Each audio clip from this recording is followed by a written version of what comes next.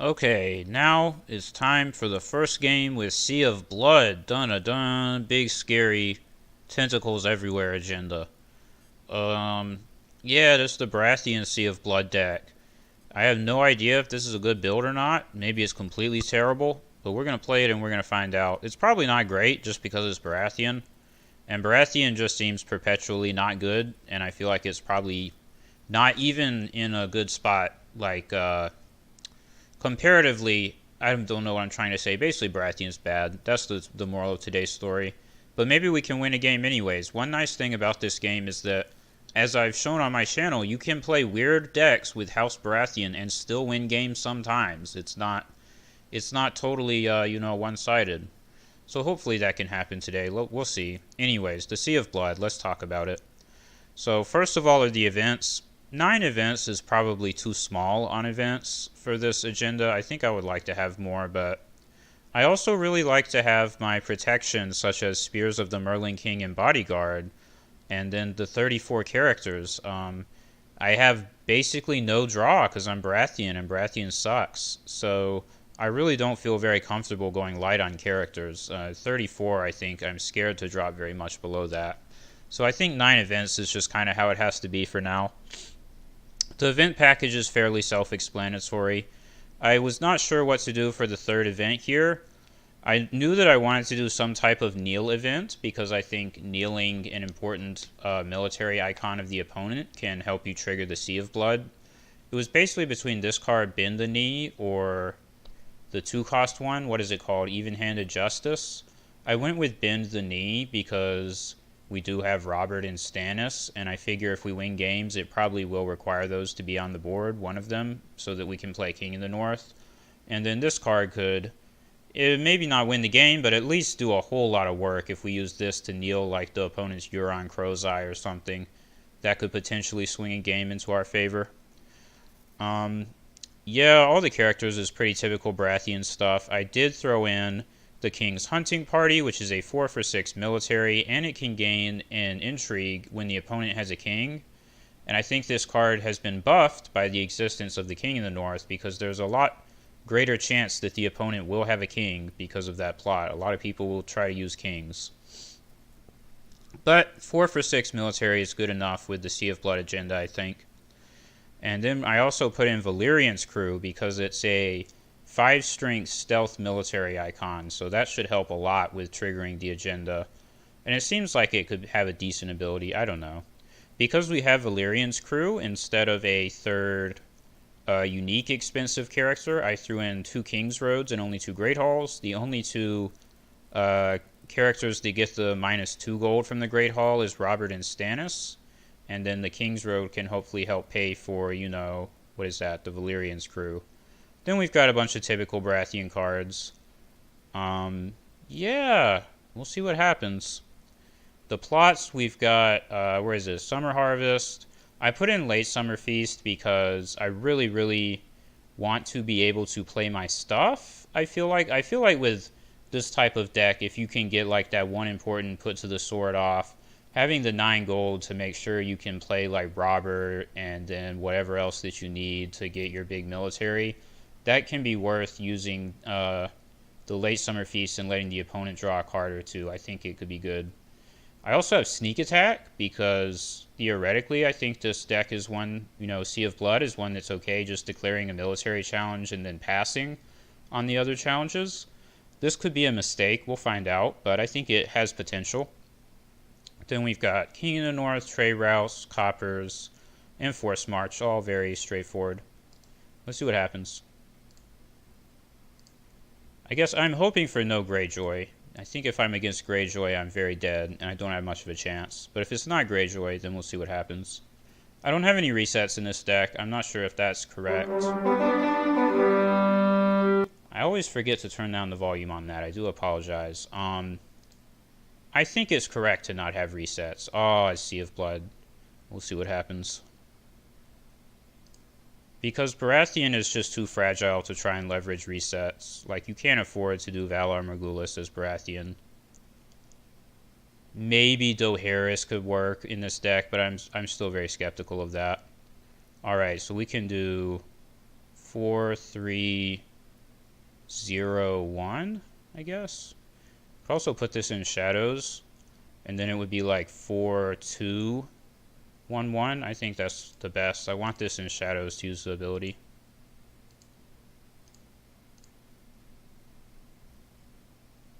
Alright, he doesn't have any military icon, and I have the 6 strength military. So if it's double summer harvest, I think it favors me. If maybe he's gonna play peace and prosperity, and then I'm gonna feel like a chump.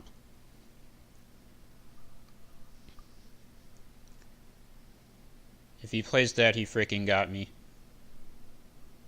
I won't be surprised if it's forced march. That would make sense. Yep, forced march.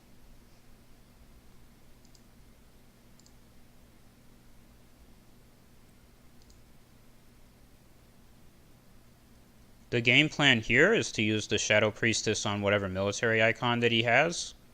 And use the, where is it? The Valyrian's crew with the King's Row. Where is it? Hopefully we can afford that. We have 6 plus 3, so we have exactly enough to do that.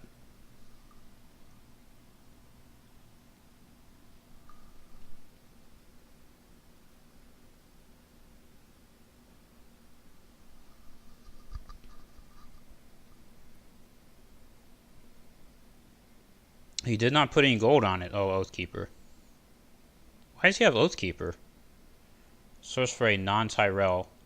I guess there's some good neutral characters that go with that.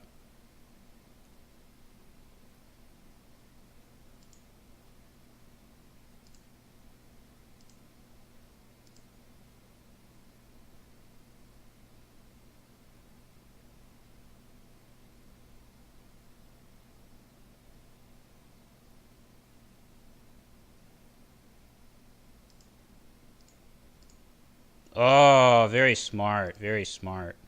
I forgot that I could not use this on a character that has attachment. Okay. That's too bad. I have to defend this because he has the 1 gold for put to the sword.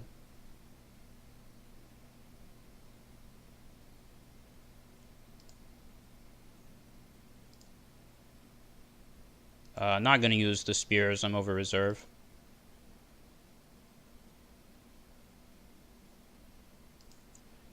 Now the good news here is he already used his force march. So next turn I'm going to use mine and go first. Could also do sneak attack, but I think force march is correct.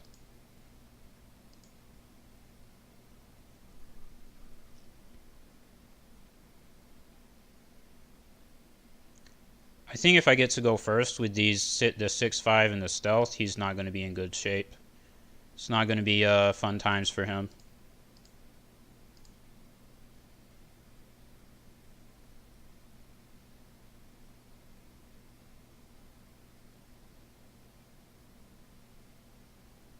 It was still correct to bring out the Shadow Priestess there, even though I could not kneel Garland. Valar Dohaeris, sure. I don't think the order here matters. I'll just do Force March. I'm going to keep the stealth.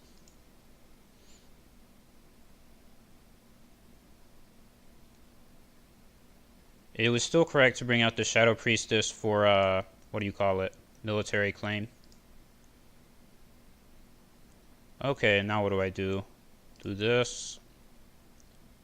And probably Davos. Yeah. So now we have 2 stealth and 1 gold for put to the sword. So hopefully he can't do anything. We'll see. Tyrell is not a faction that has very many stealth cards. In fact, I can't think of any Tyrell cards that have stealth. So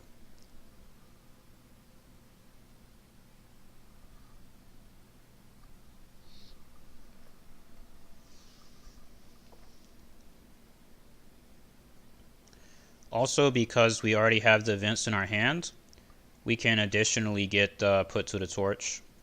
We can do sword and torch. And then we freaking got him, I guess. Flea bottom, that has to go.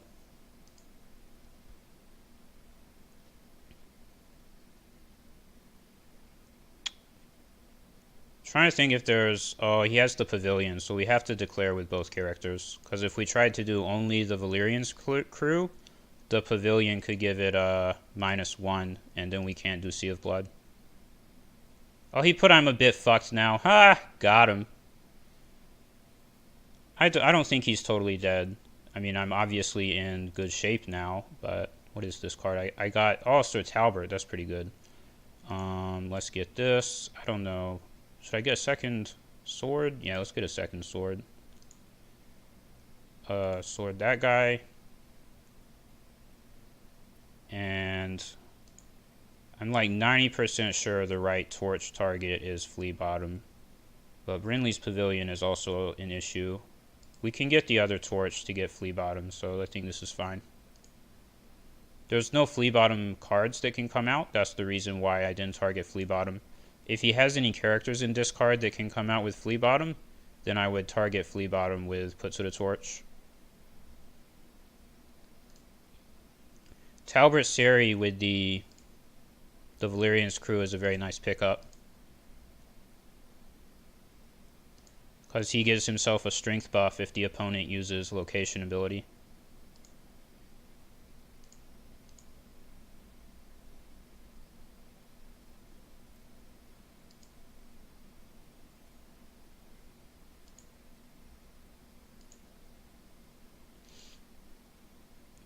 I think the correct move now is sneak attack to guarantee that I will go first. That's right. Freaking got him. You know it has more initiative than you win or you die. Sneak attack. So do we just play Valyrian's crew? I think we can get... Yeah, let's get another Valyrian's crew. And then the 1 gold. We can't use Scene in Flames. We don't have any king for that. And this is going to be free. So let's just get a Spears. Damn, he duped the Flea Bottom. What? I don't know what reaction I would have to the King's Road. Why is it prompting me? What reactions would I have? I don't understand.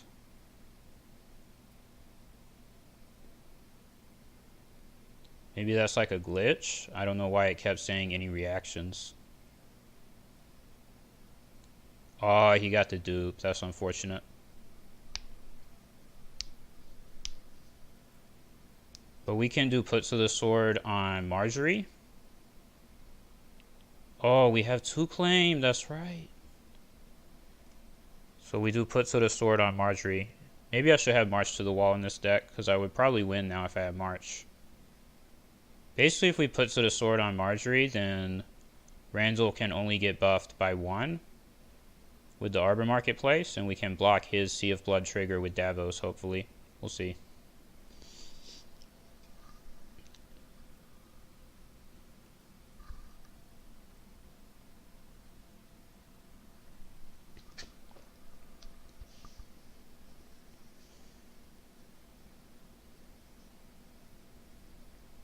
I think he's dead if he doesn't make something happen this turn because he played You Win or You Die. He does have Flea Bottom though. He's probably going to discard some characters into the Flea Bottom pile. That's too bad that the Flea Bottom is duplicated.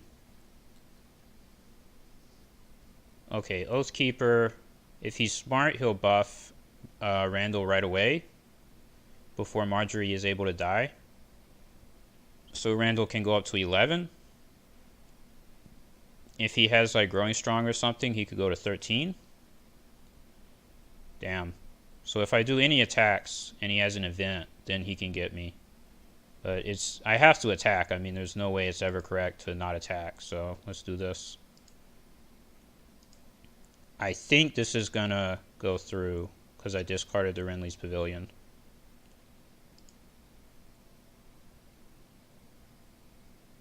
It doesn't really matter where I use the Put to the Sword here, now that I'm looking at it.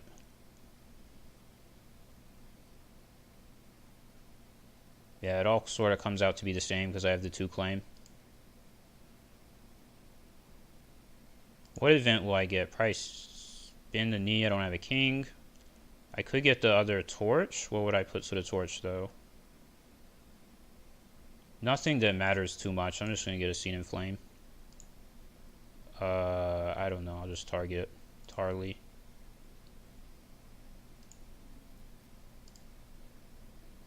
Oh, he has 2 military claim. That's too bad.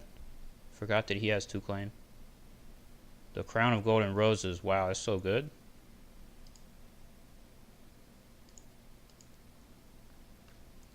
Two claim. I guess I can absorb that with Davos and Dragonstone Faithful. Next turn is trade routes, probably. If Davos dies, at least. I mean, alright, hopefully there's no event here. I still don't think I'm dead, even if he has, like, put to the, no, not put to the, if he has, like, Growing Strong. I still don't think I've lost. But he will definitely be on the way to making a comeback, if he can do that. Why this guy can't defend?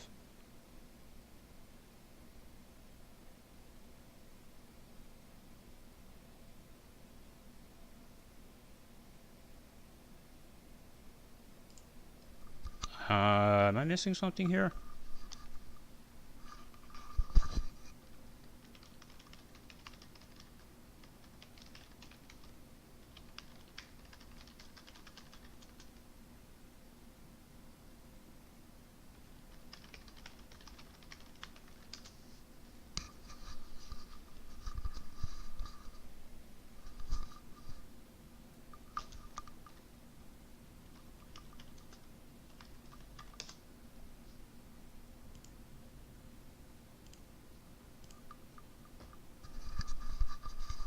I was missing something there. I don't know what I was thinking.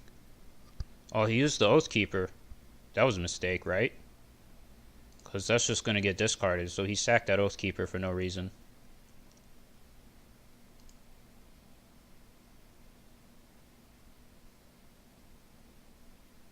Yes, you do have 0 reserve. Yes, you are dumb. Haha, indeed. Well, I thought that I was trying to declare my Valyrian's crew to defend the power challenge, so I don't know what I was doing there either.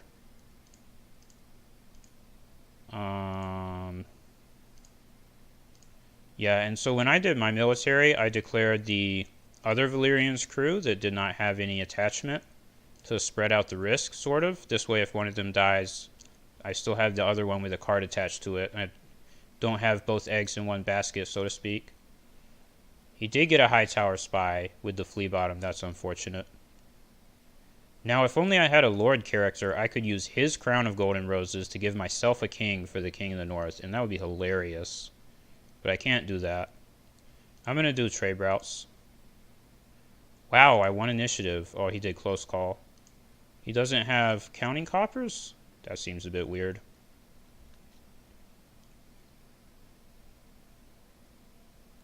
Well, little does he know, I only have 2 copies of Put to the Sword. Maybe it should be 3, because if I had a third one, I could probably kill... Oh, got it. Got the Isle of Ravens, okay. I probably won now. I don't think he can do a whole lot about this. Yeah, that seems pretty bad for him. Why is it... I need to check my settings. Why is it prompting me every single time? Yeah, let's just get this over with.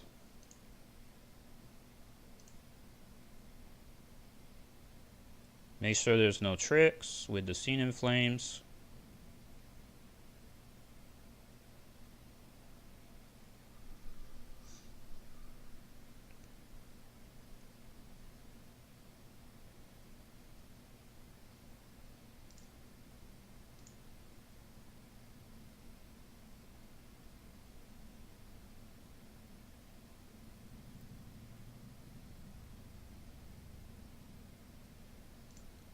Haha, you thought you were going to get me with that? No, sir. Alright, here I come, boy.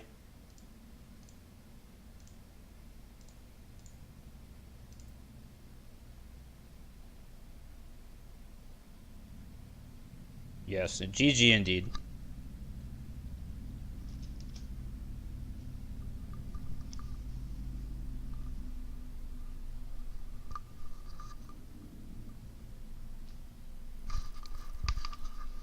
I attribute my victory to sneak attack. You think you're gonna come back with you win or you die? That only has 8 initiative. 8 initiative, that's peanuts. We have 11. We don't care about 8 initiative. And we don't discard our hand either. So yeah, sneak attack officially better than win or you die in Sea of Blood. I think that is a reasonable statement to make. So see, just like I was talking about, we play Baratheon, we still win. We freaking got him. Can't do anything about Baratheon. They're too good. Okay, that's the video.